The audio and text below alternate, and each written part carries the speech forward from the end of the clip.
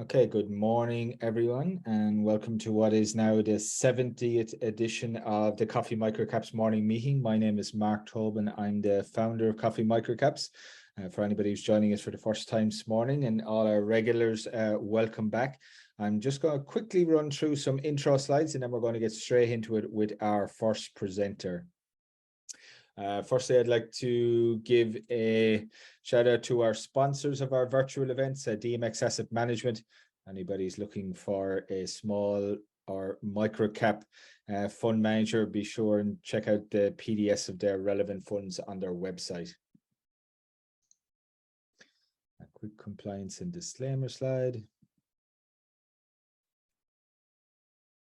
For anybody who's joining us for the first time, companies we generally have on here are capped under 300 million in revenue, approaching cash flow break even, or indeed are already profitable, and generally are from outside the resources and biotech sectors, what I like to call industrial microcaps, which basically covers all of those other sectors. Structure this morning's webinar, each company we've got a 30-minute slot, which is roughly broken down to a 20-minute preso and 10 minutes of Q&A. If you do have any questions for our presenters, please type them in the Q&A box rather than the chat function. It just makes it easier for me to moderate the questions to our presenters. And please note the webinar is being recorded and it will be posted on the Coffee Microcaps YouTube channel tomorrow morning. You can follow us on all the socials, Twitter, YouTube, LinkedIn. As I said, YouTube for the recording of this event. And indeed, you can get the other 69 recordings in the series on there. So plenty of ASX microcap content on there. First up, I'd like to welcome back Sam Allert from RKN, who's coming in to give us an update on all things RKN. And then we're going to have Michael Davies joining us for the first time to give us an overview of global health. So without further ado, I am going to stop sharing my screen. And Sam, if you want to start sharing yours, I'll let you know when I can see the cover slide. Yeah, I can see the cover slide of your presentation now, Sam. Fantastic. Thanks very much, Mark. And thank you very much for inviting me back for a second time to share the RKN story and provide everyone a bit of an update on some recent exciting news. And then thanks also to everyone who's dialed in this morning or watches later. I hope you find both sessions valuable and very informative. I did have a quick look at some of the attendees. There's some familiar names on there, which is great to see some people who we've spoken to before. There's also some unfamiliar names on there who might not have heard the RKN story before. So my plan is I'm definitely going to leave plenty of time for questions at the end. I'm going to do 5 minutes of background of the company, who we are, our financial results for the full year 2021. Then I'm going to talk about an exciting announcement or divestment that we announced a week and a half ago. I'll talk about that deal, that structure, and more importantly, I'll then focus on what that means for RKN going forward as a really focused business. And then, as I say, plenty of time for questions at the end. So please type them away. So first and foremost, for those who don't know RKN, we are a technology company. We've been listed on the ASX for over 20 years now. We've distributed software, we develop our own products, and we sell and support a lot of our own business products. So I think, excitingly, the last time I was invited on to Coffee Microcaps by Mark, I shared my personal view that I've felt that RKN was undervalued on the ASX based on the strength of our products, our clients, and our financial structure. I'm very pleased to say since then we've announced this transaction and had a circa 30 to 40% jump in share price. But again, being the CEO, I'm happy to share that I still feel we are undervalued as a tech company. When you consider the transaction that I'm about to talk about, the strength of our business ongoing, provided the transaction completes, and the strength of our balance sheet. Just briefly on the corporate overview, our ASX code is RKN. You can see our 52-week high or low there.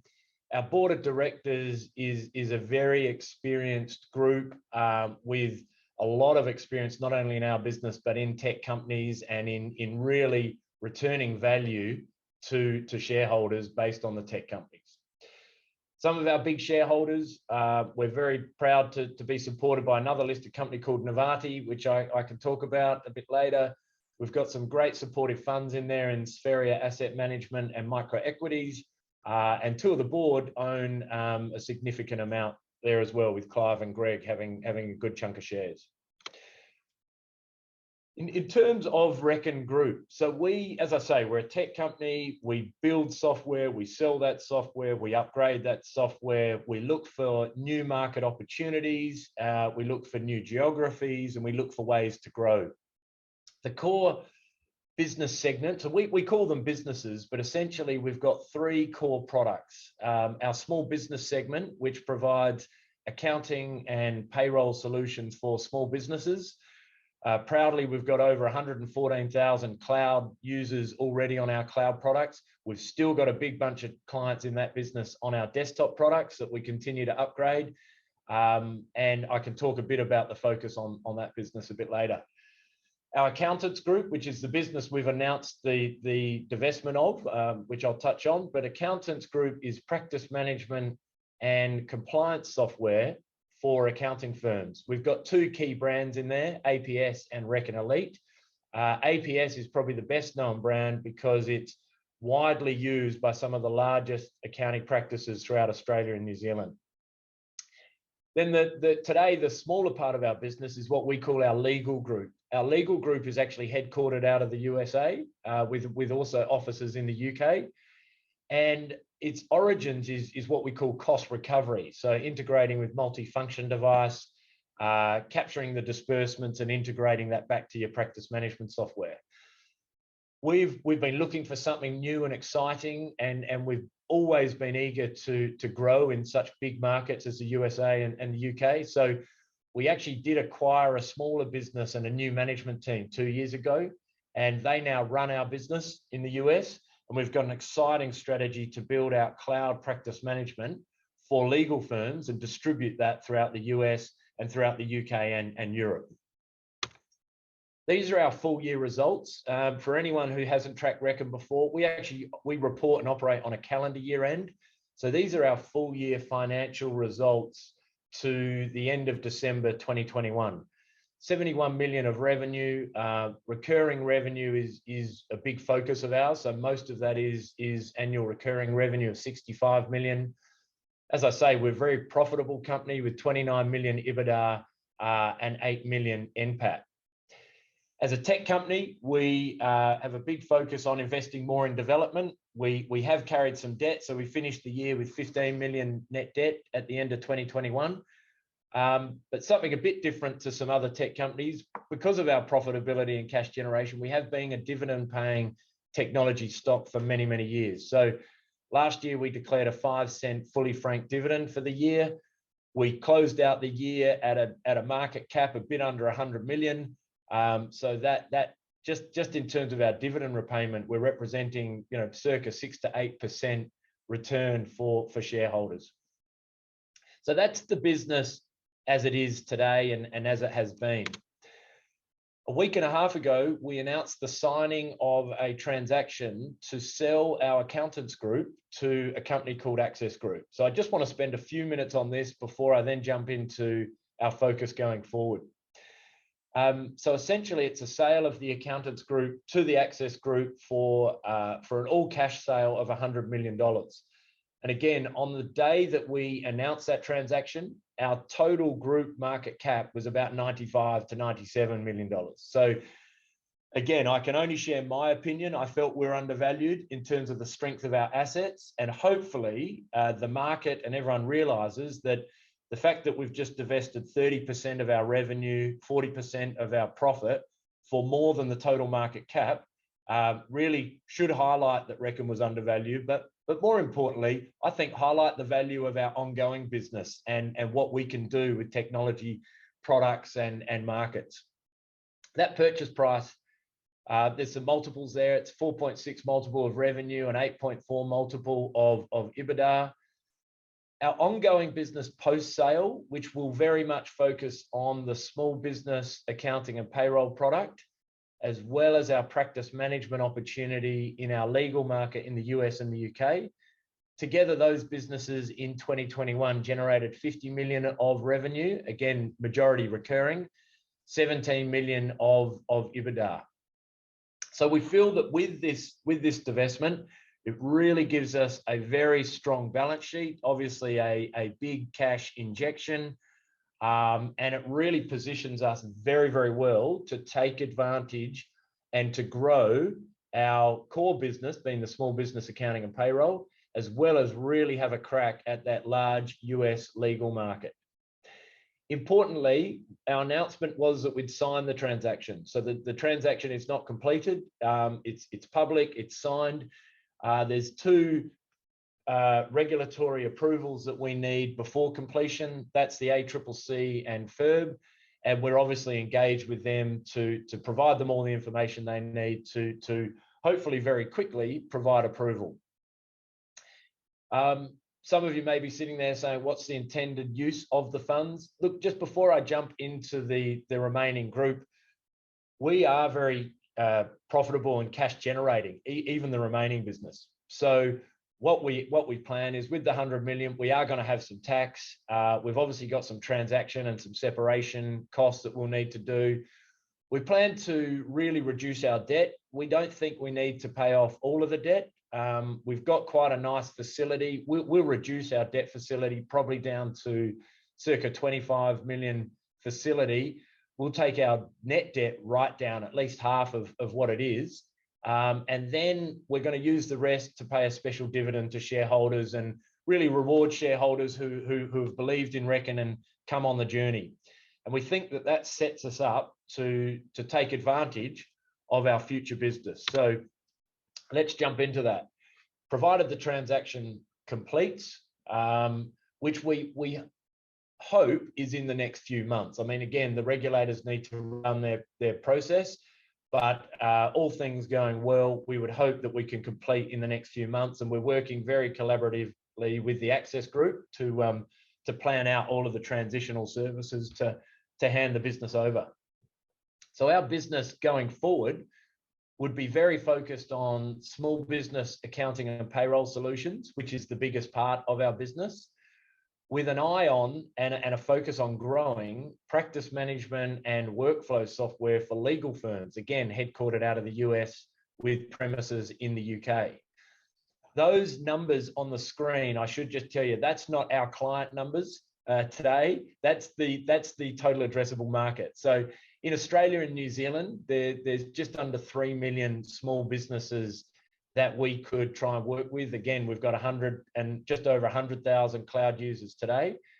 And in the legal market, I mean, that's just the US size. There's 46,000 mid-sized legal firms in the US and 500 of the world's largest firms in the US. So we really plan to focus in these two areas, invest in our products, invest in our sales and marketing team, and see some great growth in these businesses. I mentioned the financials of those businesses, just to highlight that the 2021 revenue and EBITDA. So again, the combined revenue and EBITDA going forward is circa 50 mil of revenue and 17 million of EBITDA. That's including, I've already taken out our exec costs of the business group EBITDA there.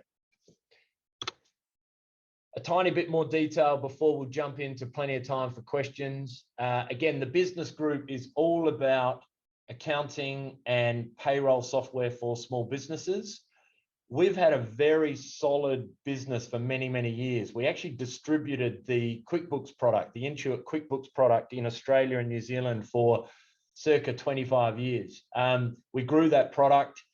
We split from them because we could see that the future was all in cloud technology. We wanted to build our own product, being RKN One. Pleasingly, we got to maintain all of our existing clients, all of our existing revenue. We've got a license to use that Intuit old desktop code for another 95 years. And we've got a big focus on not only upgrading our own clients to our cloud product, but really growing in this market. There's on average 250,000 new entities created in Australia each year. And our focus is having one of, if not the most compelling product that can join them at startup if they just need to send an invoice or just want to reconcile their bank account, and actually then grow to the point where if they have employees or they need project management, we can actually grow our tools with their business. A big focus of ours is payroll. And as we sit here today, we know that via the Reckon software, we're already paying 300,000 employees in Australia. So we see a really good opportunity there to not only make that experience so seamless, but to actually add more value to the employees around their PAYG. We released a product last year called Reckon Mate. It is designed for the employee, and we're going to continually build out that value proposition, whether we can give them rewards or intelligent ways of saving or using their PAYG money. We're going to have a big focus on the employees. And I mentioned a big shareholder being Novarti. One of our focuses for a long time now has been, how do we offer more products and services and essentially grow our wallet share across our existing clients, not only our 114,000 cloud users, but our desktop clients as well. We've always had an eye on payments and loans and other fintech solutions. So Novarti actually invested in Reckon last year. They wanted to talk to us about partnership with their payment solution. They came in and acquired 19.9% of the business. Since then, our discussion has been very commercial and partnership oriented, and it's been a great relationship. We've actually launched that product into the market. It's only brand new launch. So if anyone's thinking how many clients are using it, what's the revenue, it's too early to give any of those stats to the market. But pleasingly, we've done the integration and launched it's actually called Reckon Payments, integrated to our cloud products. And we're going to push that through our whole suite of accounting and payroll solutions. And lastly, to our US opportunity.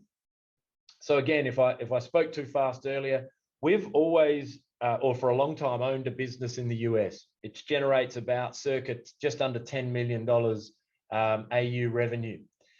The origins of that business has been to provide cost recovery and disbursement capture software for legal firms. And we integrate that software, that capture, with other practice management tools. We've always wanted to find an even more exciting opportunity that can grow on our existing client base and our existing reputation in the US. And we were very pleased to meet a startup business called ZebraWorks in the US. Now, these guys are a startup business with a focus on building out new cloud practice management software for the legal market in the US and the UK, but then they would look to go even further into more geographies. Whilst these guys were a startup, they actually have great heritage and experience in the legal practice management market. They built and ran a product called ProLaw.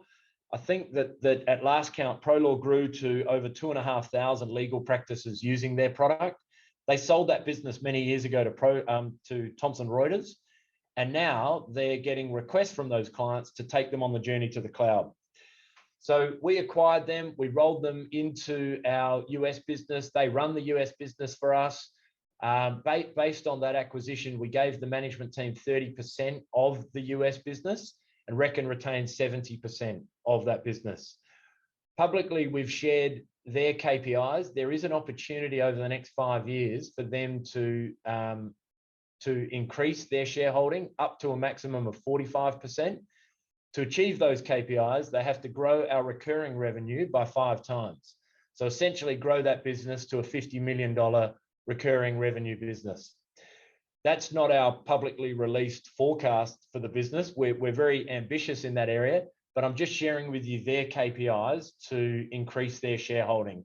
They're a very experienced management team, very talented management team, and I personally am even looking forward to having more time to spend with the guys in the US.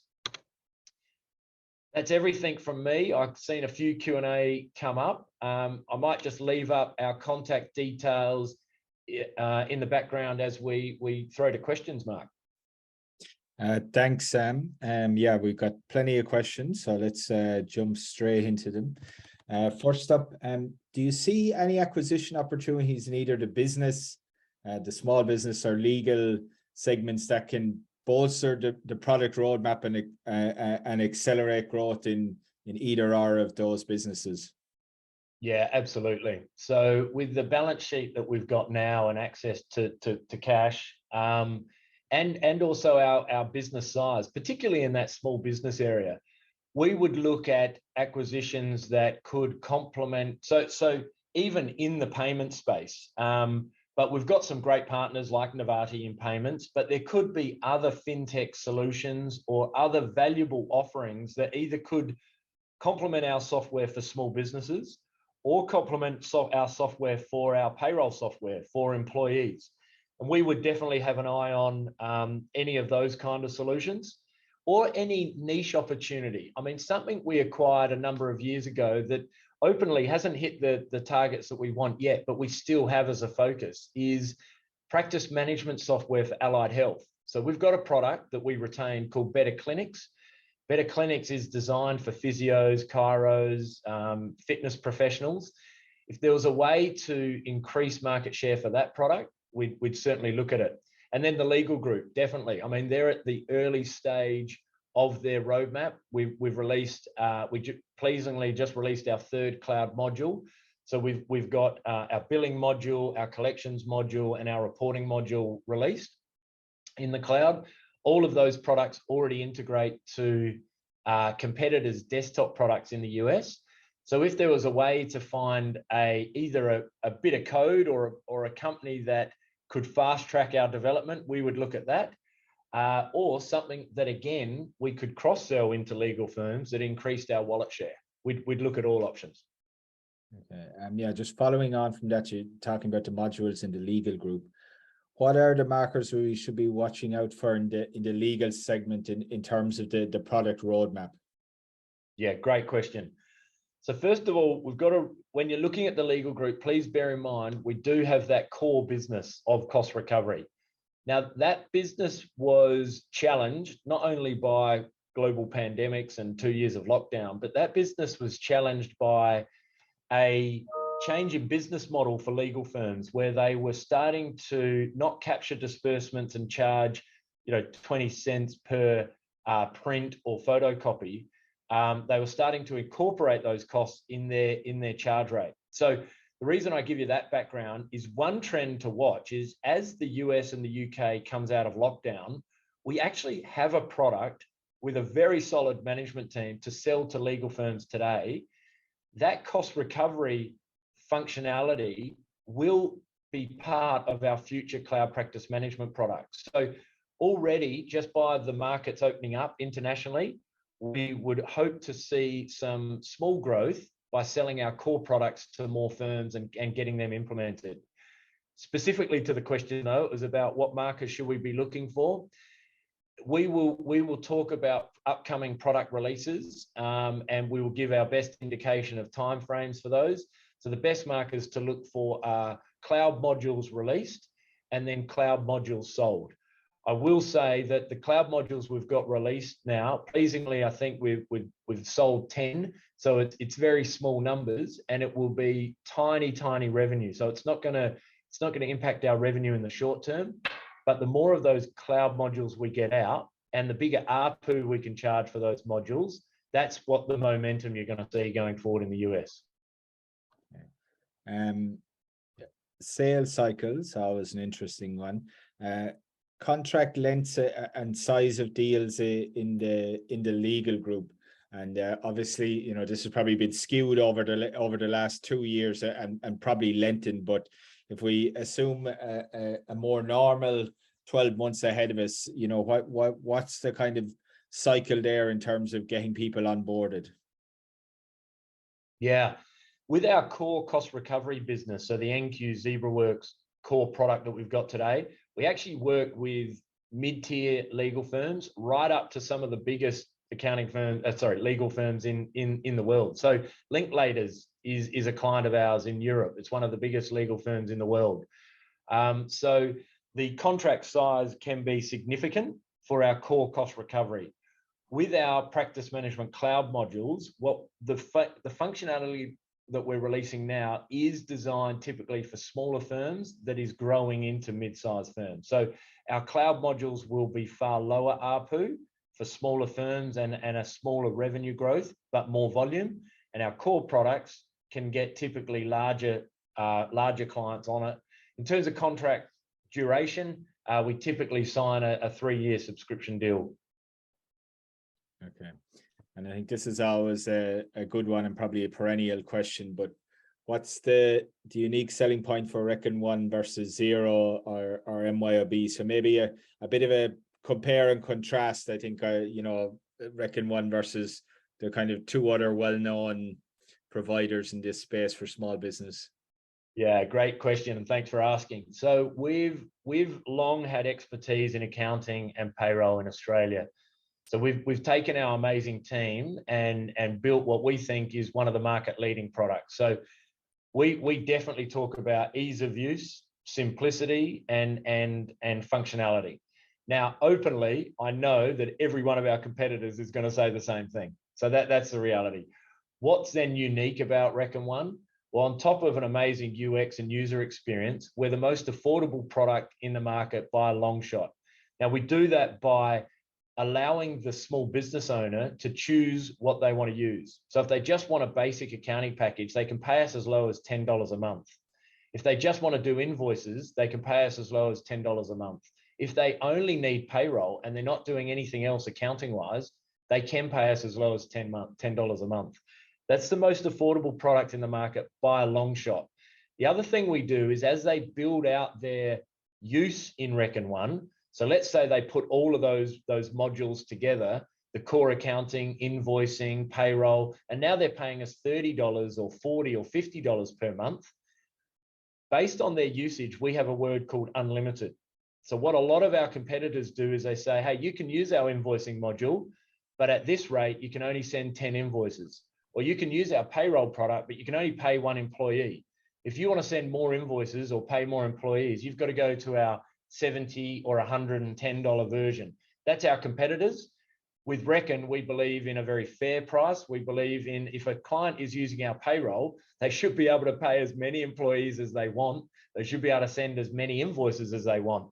So we have a real focus on value for money, unlimited, as well as ease of use.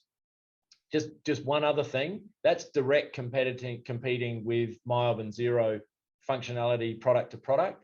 The other thing we do, which is unique, is we white label Reckon 1. So we've got a wonderful partnership with the Institute of Public Accountants in Australia, where we white labeled our Reckon 1 product. We created a new product with exactly the same functionality called IPA Books Plus. And we work with the IPA to distribute that with their brand and their colors and logos. We will continue to look for other white label opportunities, be it an electrician wholesaler, I mean, this isn't something we're working on, but imagine Bunnings gave all of their tradies a white labeled Bunnings invoicing app. We've got the tech that we can offer that opportunity. So we'll continue to look for white label partnerships as well. Okay, great. A bit more of a technical one, Sam. Are you able to explain why cloud ARPU is trending downwards? Where do you think it'll stabilize? Yeah, that's actually a great question as well. So because of that modular approach I mentioned, we are releasing more and more products with new features as standalone products. So a while ago, the only standalone product was what we call core accounting. Now we offer users the ability to buy invoicing standalone, payroll standalone, and we also have a mobile product, a mobile module of those cloud products. So what it means is as we're growing users, if we get more people coming on, which is a nice way to attract new clients, if we get new clients coming on but only taking one of our modules, it's actually pulling back the ARPU of our cloud revenue. The top ARPU of our cloud products is $55 a month, And that gives you all of the features and functionality with all that unlimited usage I spoke about. So because we used to sell more of those and now we're selling more 1 or 2 modules, it is bringing the ARPU down. But for us, it's about attracting new clients into the RKN ecosystem, showing the benefit of working with RKN, and then over time, we can hopefully increase that ARPU with the clients. We've got more questions, but we're a bit out of time, but I'm going to squeeze one more in and then seek forgiveness from Michael, our next presenter. On the legal product, are you able to give some high-level figures around ARPU, customer acquisition cost, churn, any of those metrics? Fortunately, it's a bit early for that. The ARPU is low because we've only released and really selling the billing and collections module. We're just about to release the reporting module. So it's a bit early to give any real substance around that value. Something we'll definitely want to do by the end of this year as we sell more of those modules though. Okay. Sam, thank you very much. If I didn't get to your question, apologies, but you can definitely make contact with the RKN team there at rkn.com/au/investors, or Sam, if people want to email you direct, what's your email? Yeah, it's simply sam.allert. Allert is ALLERT @rkn.com, and I'm more than happy to get emailed direct. And if you forget that, take a screenshot of what's in front of you, and certainly if you go to investors, rkn.com/au investors, that gets to me and our CFO Chris as well. Okay, great. And yeah, Chris also should be no stranger to a lot of people. He's also been the CFO of RKN for many a year. Sam, thank you very much for joining us this morning and coming back and give us an update post this exciting transaction. And yeah, we'll keep an eye out on the ASX announcements platform for further updates as the ACCC and FIRB move through their process. Absolutely. Thanks very much for the invite, Mark. Thanks, Sam. If you want to stop sharing your screen, please. Thank you. And Michael Davies from Global Health is waiting patiently in the wings here for us. I can see, yes, I can see the cover slide of your presentation now, Michael. Fantastic, thank you. Just bear with me while I go through a few technical. All right, I can't see the Zoom screen, but we will play on. Thank you for the opportunity, and fascinating to hear what Sam had to say. And I have to say, on overall revenue, Sam probably should have got 58 minutes, and myself too, if we were to allocate by top line revenue. So we represent a very different story, but in a number of ways quite similar in terms of our software focus. To give a little bit of context for those of you who are unaware of Global Health, we focus on software in the healthcare sector and have really 3 core products and therefore markets that we pursue. So the first is primary clinic, and we focus on medical family practices, specialist practices, so your GP clinics, etc. The second is Mastercare Hospital, which is a patient administrative software. So that's the software that a hospital uses to manage your intake and to coordinate your process through theatre, recovery, into a bed, and then discharge out of that facility. And we focus specifically on the private hospital sector with that solution. And our third product is Mastercare EMR, so electronic medical record. And that's a piece of software that's used by mental health support providers and community health providers. So in Victoria, think Peninsula Health, Bass Coast Health, Bellarine Health, Sunraysia, and community health organisations like that. In New South Wales, Marathon Health. In WA, the West Australian Mental Health Commission uses our software statewide for the delivery of alcohol and drug services. And we support approximately 40% of headspace facilities across the country. So 3 core focuses: mental health, community health, and the private hospital sector.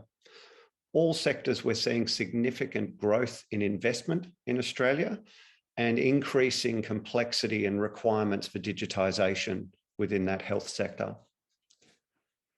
So I hope that gives a little bit of context about how we go to market. We have a number of other solutions I'll reference as I move through that attach to those products to enhance the experience of healthcare providers. So let me give a little bit of context on our performance, and I'll give a little bit of background here as well. Global Health has been in business in various forms for just on 30 years and listed for just on a decade, and led very ably and developed by our founder, Matthew Chirian. And in the last 12 months, the business made two quite significant movements. The first was a capital raising that we completed across the turn of the financial year and raised 7.8 million. And the second was the appointment of a new CEO. So Matthew stepped into an executive director role and I joined the team as a new CEO. One of the major reasons for that change was an acknowledgement that the business has really compelling products, but perhaps could focus more effectively from a sales and marketing perspective. And that is very much my core skill set and background. So two significant changes there, and that plays through in some of the results that I'm now going to step through. So these are our half-year results, and I'm green with envy after hearing Sam's EBITDA. And you can see quite a contrasting picture here, but let me give you a little bit of context. So you can see the top left there, the impact of that capital raising activity. And you'll notice that while revenue and income are down, I'll give some context on that in a moment, and our expenses have increased. So at a glance, a little bit concerning. So let me give a little bit of context. The expense increase is the result of both myself and the team that I've brought on board coming in. So quite a significant impact in labour cost and also in marketing investment. So I've brought on a team in terms of salespeople, marketing focus, and we've been doing a lot of work on resetting our go-to-market on that front. I'll give a little bit of context there. And in this half, we've started investing in R&D resources to start tracking the innovation program that we've been working on and had signaled we would work on this half. To give a little bit of context about revenue, and I think this may help to understand that drop in revenue. So as a business, we deliver long sales cycle, quite complex solutions for hospitals and community health organisations. And when we sell one of these solutions, we have a professional services component, a single once-off payment component that occurs as we onboard a client. And then we have recurring revenues in the form of annual licensing that follows from the deployment of that solution.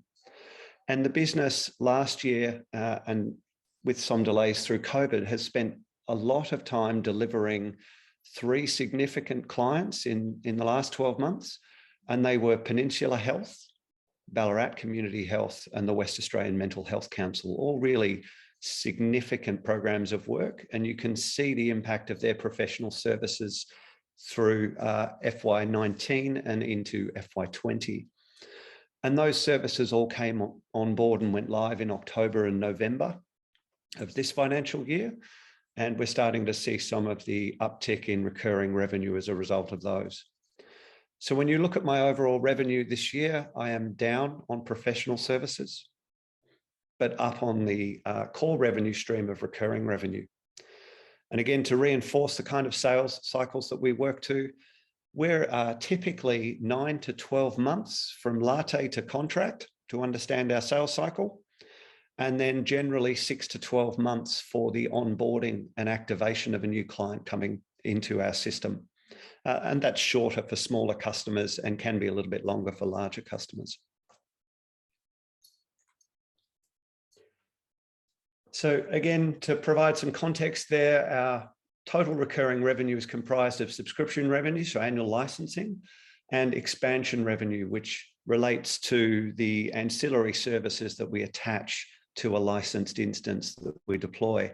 Now that's SMS revenues, secure messaging revenues. We provide a product that securely moves medical documents from one healthcare provider to a GP or to a hospital or another provider, as well as up into the government My Health Record facility. And we also have hosting revenues, and we've seen progressively a shift from our customer base to wishing us to deliver cloud-based services as opposed to traditional on-premise deployments that historically customers used. And we expect to see that trend continue into the coming year. So some updates to give context. So as of July, when I started, there's been a significant focus on sales. A number of opportunities have come through. Many of those were already in some form of in train and in discussion prior to my arrival or just as I arrived. And as I'd signaled back in December, a really significant push to build out qualified pipeline, build some disciplined and structured sales engagement so that this business can maintain its sales activity after it's won opportunities, and we don't find ourselves distracted into a delivery cycle as historically we had been. Pipeline growth, to give some context on numbers, has moved from a qualified pipeline back in July of 300,000 to just on 6.9 million of contract potential that we now have qualified at various stages through our pipeline. So I'm very pleased with the sales focus. We will lean in on our sales activity next financial year. We now have tested a number of the elements of marketing and sales approach that we needed to test. And we've got a pretty good idea of how we can yield an even better return out of that investment and activity next financial year.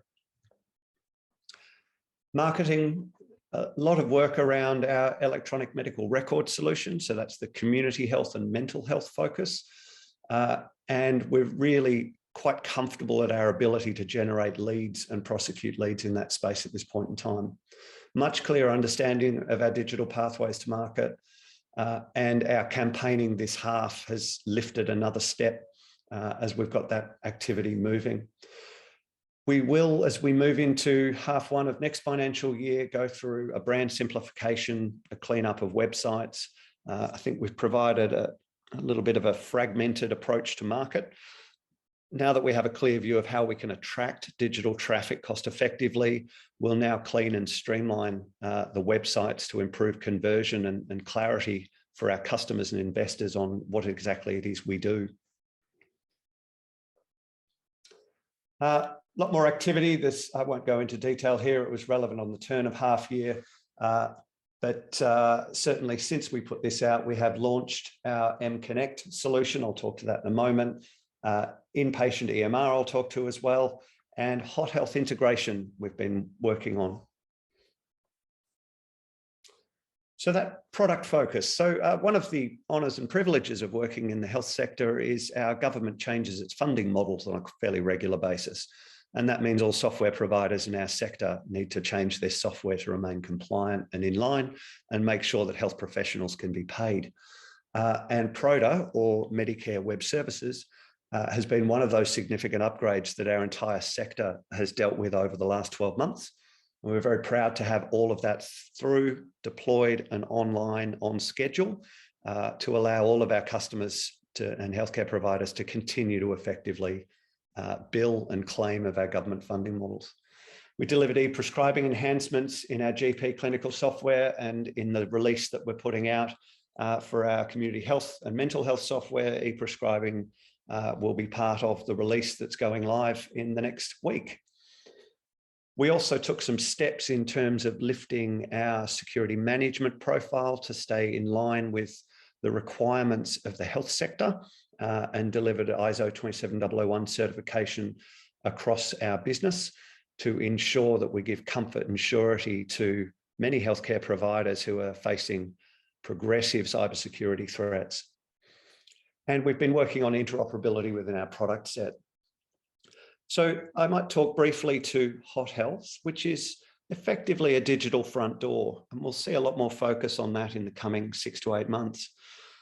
So health providers regularly have to manage clients with paper.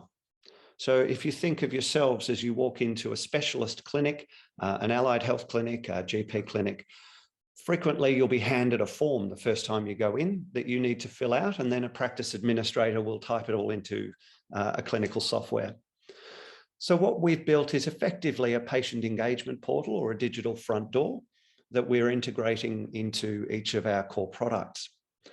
What that allows a clinic or a community health organisation or a hospital to do is both provide the ability for online booking of appointments, the ability to manage single-click telehealth between a patient and a GP and have that connect in through their medical record for the patient and for the GP's roster, and critically an integrated forms engine. Now, what this practically means is that form that you fill out when you go and see a specialist can be sent to you as a link on an SMS with a unique URL, and you can fill that out on your laptop, mobile, tablet. And when you send that back, it ingests the data out of the form straight into your clinical record. So the practice manager isn't now typing that content in. So at a basic intake level, that's quite effective, but a number of our clients are already using this and developing forms, for example, to send to type 1 diabetes patients within their cohort or their geographic range, and providing the ability to capture blood sugar readings, current dietary captures, and to have that integrate back into the clinical record. And in mental health, the opportunity to push forms out to get updates on general wellness, state of mind for patients struggling with anxiety or depression, and have that data ingest back into the clinical record to allow a care provider to really track and understand longitudinally the experience a patient may be having and to intervene where appropriate. So that forms engine we see as a really compelling component of providing digital patient engagement and providing a secure way of getting valuable clinical data back into the medical record without high-cost staff having to double enter information. Further to that, we deployed Mastercare Connect. We're really proud to see that product active and in use for our community health organisations. And this effectively enables district nurses, outreach counsellors, to take the medical record and their patient details out on a tablet and to be able to capture notes, trigger referrals or take actions, and either push that information to our consumer app for the patient to have themselves, or to push e-prescriptions through, or just manage general consumables in the field. And this has been in response to the significant shift towards in-home care that we're seeing across both the hospital and community health sector, as our systems strain and the level of elective surgery makes beds in hospitals one of the challenge points or choke points in the management of care in Australia. So more and more in-home care demand is occurring in our country. We've also been exploring, and Matthew's been leading for us, our opportunities to take our SaaS applications in particular and explore opportunities overseas. And we'll provide a little bit more insight and information, I'd expect, as we turn over and start announcing results for this half and finalise this financial year. But there's been some very positive work on joint venture and partnership opportunities that we've been exploring over the past 11 months. Moving forward, I talked to Better at Home and what we're seeing in that space. Royal Commission into mental health and into aged care is starting to have really significant traction in our sector in the recommendations. And we're also seeing a crossover adoption within our customer base. So we're seeing our hospitals who use patient administrative software now saying we need an EMR as well, because we need to manage client care in a very different way rather than just managing their intake, discharge and surgery. So we'll be announcing some activity around our development of an inpatient EMR. And on Monday, we did announce a number of sales. 2 of those hospital sales are adopting our new inpatient EMR that we expect to have live and operational around halfway through next financial year. So we'll provide some further information on that in the near future. Conscious of time, so I won't talk too heavily to this slide. What I would say of our business is we've been on the roller coaster of professional services revenue being up as we brought on large accounts, a little bit down this year, but we've announced a number of wins this week off the sales activity that we put in place, and I'd expect to see quite a bit more that we can talk about in the very near term on that front. So I'm quite bullish about where the business is going into next year. And looking forward to being able to provide a little bit more detail about the outcomes of the investments we've made this year as we turn over the financial year. I might hold there and pass over to questions. Mark, I'm just conscious of time. Yeah, Michael, we've got a few that's come through. You can leave that contact us slide up with yourself and Rod's details, just in case we don't make it through them all, or we get a few more. Sure. First one up, can you talk about the average contract value size in the pipeline today versus 12 months ago when you started? Yeah, it's still quite variable. So what I would say at the moment is for us, a small hospital or EMR deployment for perhaps, say, in EMR, a headspace deployment or a small private hospital, sub 30 beds, will typically be around 30 per annum in an annual revenue and circa 20 to 25 in a once-off. Our mid-range opportunities tend to be low six figures for deployment and 80 to 110 in annual licensing. And our larger ones tend to be north of $500,000 in professional, sometimes larger, and tend to be 300 to 450 in annual licensing, 1,000 that is. So that sort of gives a little bit of context around the mix of opportunities. It's hard to give an average that really makes sense or is relevant at this point in time. We have a couple of really material opportunities that are in train at the moment that throw out the average. So I think it's better to describe those three types. And I would say there's one or two of those large opportunities live and in train at the moment, north of a dozen in the mid-range, and then a reasonable tail of the smaller ones. But an average doesn't really give true context of the pipeline at the moment. Okay, great. Yeah, a pertinent question given the current market dynamics. What is your intention to managing the P&L given investors' desire for profitable growth these days? Look, we still have a piece of work ahead of us to build out our SaaS capabilities and to build out the feature set that will allow us to cross-sell effectively into our base and expand into market.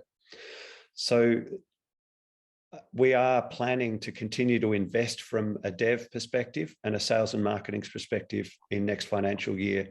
It's why we went to market for our cap raise. And we've signaled to market that we would be investing those funds towards that outcome, and we can intend to continue to do so. We have a strong cash position. We have the opportunities, the revenues that we have on today and the revenues that I expect we will be able to announce and bring on over the next period of time tend to be very long sales cycle, but they also tend to be extremely long duration relationships. For our EMR, so our community health, mental health and hospital clients, our average life cycle with a customer currently is north of 10 years. So what that gives me is a degree of comfort. If we're in a situation where there's significant challenges in market, we have a remarkably stable revenue base, and my cost exists in marketing funds and in labor, particularly for development in contracted labor.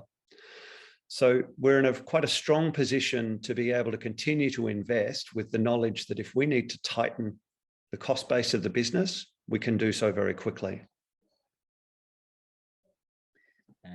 Another question then, and maybe this is, we can broaden this out to maybe how contracts work in a general sense. What quantum of price increases are you putting through across your various products, and is there any impact on churn?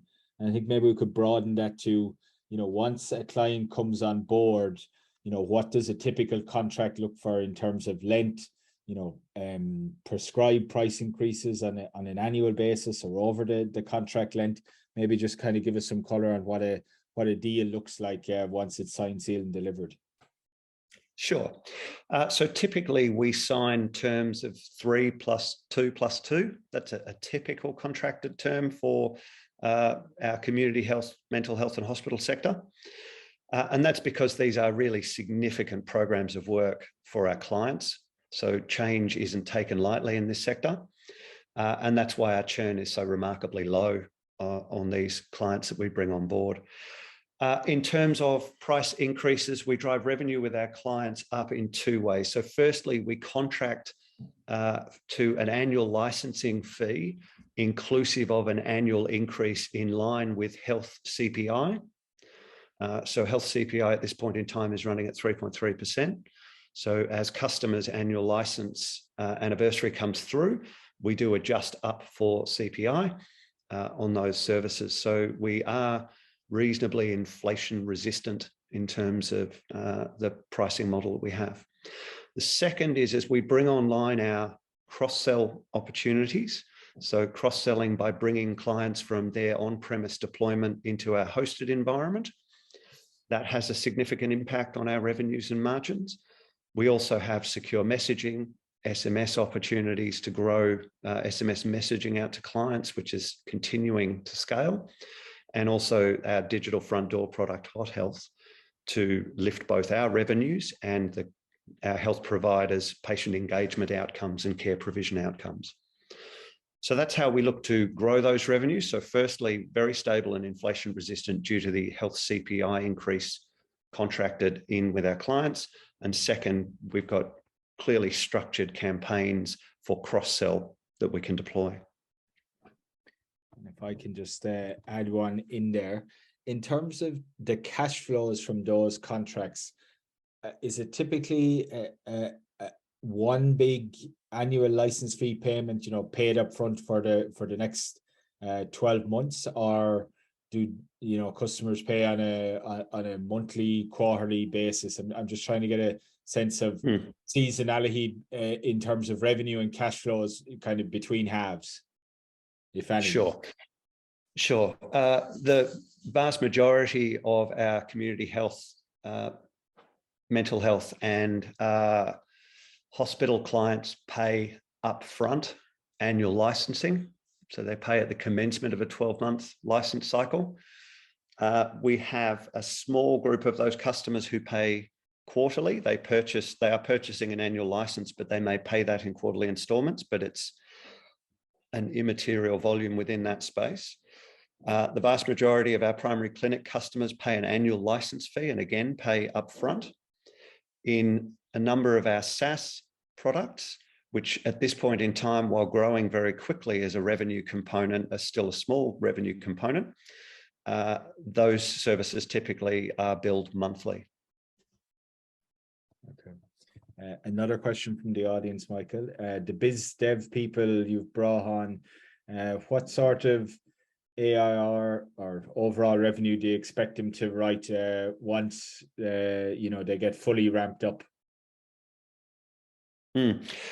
So the first program of work that we're building out with the teams that we've been onboarding will be our inpatient EMR solution, which the Matilda and Arcadia hospitals have signed on to take on board once that goes live in January, and we expect to talk about that a little bit more. On the turn of fin year, and as we formally launch that solution, I'll provide some detail around the uplift in revenues that we'd expect to achieve from that. What I would say is, as that product comes on live around middle of next financial year, we then have sales activity and then deployment activity. So I don't see it putting a material impact on bottom line next financial year, we'll achieve that result by continuing to sell the core solutions we have today and cross-selling within our customer base. And then I know we're just up on time, but I'm going to squeeze in one final question for myself if I can. As customers move, as you try and get them into the cloud/hosted model, does that generate, significant kind of professional services, to move them across?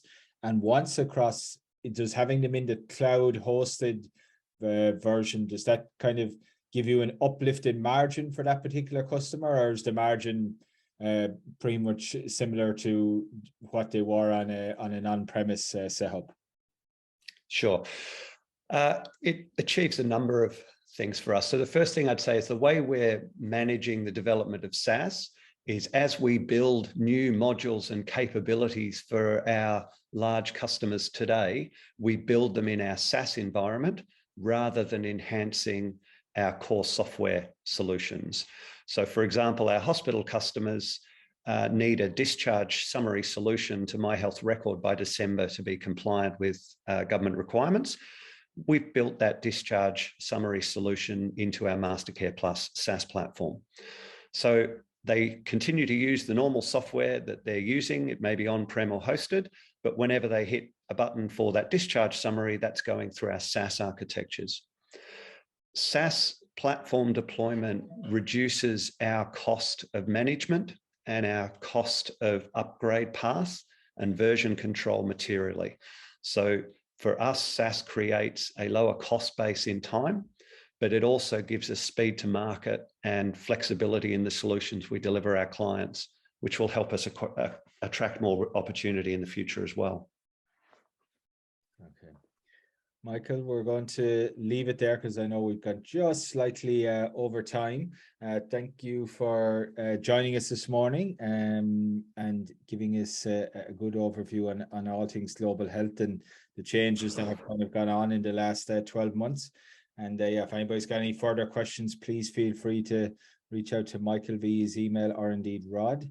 And we'll keep an eye out for further announcements on the ASX platform over the next 6 to 12 months.